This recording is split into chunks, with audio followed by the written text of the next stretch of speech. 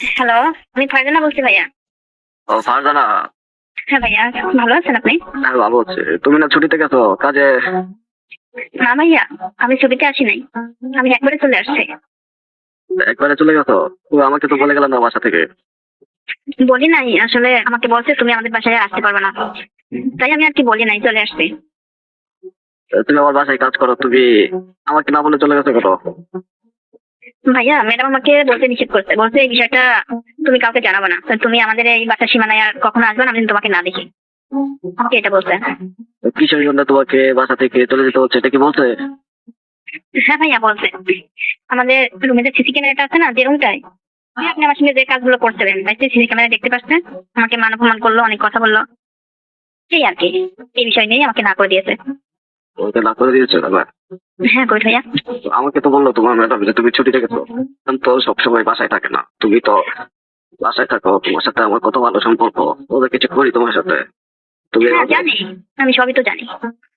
তুমি এভাবে চলে যাও, আমাকে তুমি বলবো না? বেশ, 7 দিন পর তুমি কল দিয়েছো। আমার তো ইচ্ছা ছিল কল দিবই না, তারপরেও ভাবলাম না না কবির ভাইয়ের সঙ্গে আমার অনেক কিছু বলার আছে, বিষয়টা নিয়ে আপনাকে অবশ্যই জানাতে হবে। কারণ আপনার সঙ্গে আমার যা কিছু হয়েছে, আর এটা তো ভুলে থাকার মতো না। আর আমি এখন কি করবো? এটা থেকে আমাকে ম্যাডাম বের করে দিল, এখন আমি কি করে খাবো? এটাই তো। এ, আমি যে তোমার সাথে মানে যা করেছি এগুলো কি তোমার ম্যাডাম দেখেছে সিসি ক্যামেরার মধ্যে?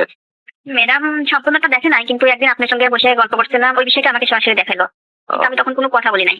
ম্যাডাম আমাকে অনেক কথা বললো, বলার পরে বলছে পারবে না, তোকে আমাদের বাসায় কাজ করতে হবে না, এই যে টাকা নে, চলে যা, আর কখনো আসবে না। আর আমি যেন আপনাকে কোনো কিছু না বলি। করেছি এগুলো কি তুমি স্বীকার করেছিল তোমার ম্যাডামের কাছে? না, আমি কোনো কিছুই স্বীকার করি নাই, পরে ম্যাডাম অনেক কিছু বলছে, আমি স্বীকার কি করবো বলেন, ম্যাডাম যা বলছে সবই তো সত্য, এই কারণে আমি কিচ্ছু বলি নাই। তা তুমি তো তোমার ম্যাডামের কাছে কোনো কিছু স্বীকার করো নাই তো, যে আমি এই কবির ভাইয়ের সাথে, কবির ভাই আমাকে এরকম কিছু, ওইগুলো কি তুমি স্বীকার করেছো? না, এই সমস্ত কিছু আমাকে সরাসরি বলে নাই, আর আমিও স্বীকার করি নাই। শুধু বলছে এরকম কতদিন ধরে করিস, আমি তো বুঝতে পারি না। ঠিক আছে, আমি যা দেখতে পাইছি তোদের ভিতরে মানে আরো অনেক কিছু হয়েছে। আমি কোনো কথা বলি নাই, আমার মুখে অনেক কিছু জিজ্ঞেস করতে চাইছিল, কিন্তু আমি কোনো কথাই বলি নাই। কিন্তু আপনাকে কিছু বলে নাই? আর ম্যাডাম আপনাকে কিছু বলে নাই? আমাকে তো তোমার ম্যাডাম কোনো কিছু জিজ্ঞাসা করে নাই, শুধু বলছে যে ফারজানা ছুটিতে গেছে। ওই আচ্ছা। তোমাকে কি এই মাসের বেতন দিয়ে দিয়েছিল? হ্যাঁ, এই মাসের বেতনটা সম্পূর্ণটা দিয়ে গেছে। ও, মানে এই মাসটা তুমি কাজ করেছো তো 15 দিন, 15 তারিখে গিয়েছিল না তুমি? হ্যাঁ, মানে আরো 15 দিনের টাকা বেশি দিয়ে তোমাকে আর কি বলছে যে আর কাজ করতে হবে না বাসায়। কিন্তু কবির ভাই, এই 15 দিনের টাকা এটা কোনো বিষয় না। হুট করে যে আমার ওখান থেকে বের করে দিল বাসা থেকে, হ্যাঁ, আমি কি করে চলবো বলেন? এখন সিসি ক্যামেরার সামনে তো তোমার সাথে আমি তেমন কিছু করি নাই। তোমার ম্যাডাম কি দেখলো কি না দেখলো, আচ্ছা আমি তোমার ম্যাডামকে জিজ্ঞাসা করতেছি, জিজ্ঞাসা করে তোমাকে আবার আমি বাসায় নিয়ে আসতেছি। কবির ভাই, আপনি আমাকে এত কিছু জিজ্ঞেস না করে ম্যাডামকে বলেন যে ব্যাপার কি, ফারজানা আমাদের বাসায় কেন আসছে না, মানে আপনি যা কিছু বলার প্রয়োজন আর কি, আপনি সেটা ম্যাডামের কাছ থেকে জেনে নেন, ঠিক আছে? ঠিক আছে, ঠিক আছে, আর আমি শোনো, আমি তোমার ম্যাডামের সাথে কথা বলে এই ম্যাডামকে নিয়ে তোমাকে আবার আমার বাসায় নিয়ে আসার ব্যবস্থা করতেছি।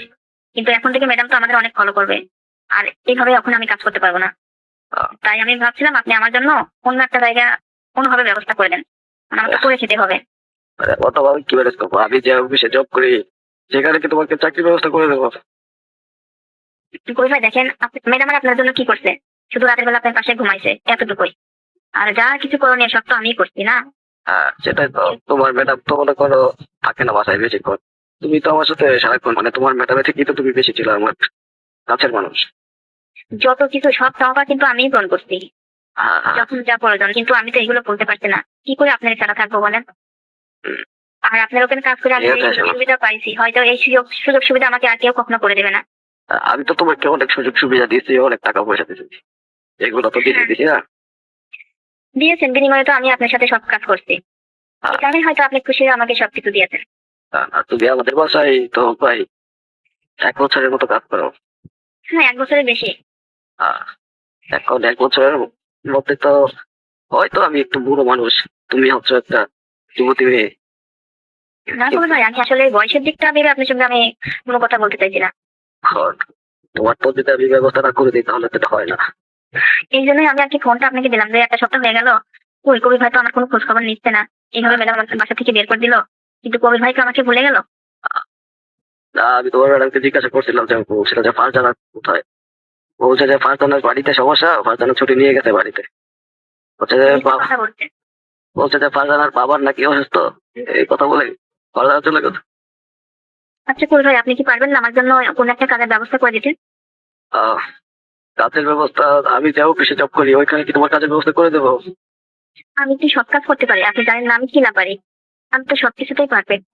আহ, এমন কোনো তাহলে কাজ নেই যে আমার অজানা আছে, আমি সবকিছু করতে পারি। হুম, তাহলে তোমার কাজ করবো করতে হবে না, তুমি তো জানো আমার তো টাকা পয়সার অভাব নাই। আমি জানি তো আহ, যে কিসের অভাব, সেটা তো আমি জানি, আর কিসের অভাব নেই সেটাও আমি জানি। আর তোমার ম্যাডাম জব করে, আমিও তো জব করি, আর তোমার ম্যাডাম তো সপ্তাহে 3 দিন থাকে আর বাসায়, আর 7 দিনই তো থাকে অফিসে, তাই না?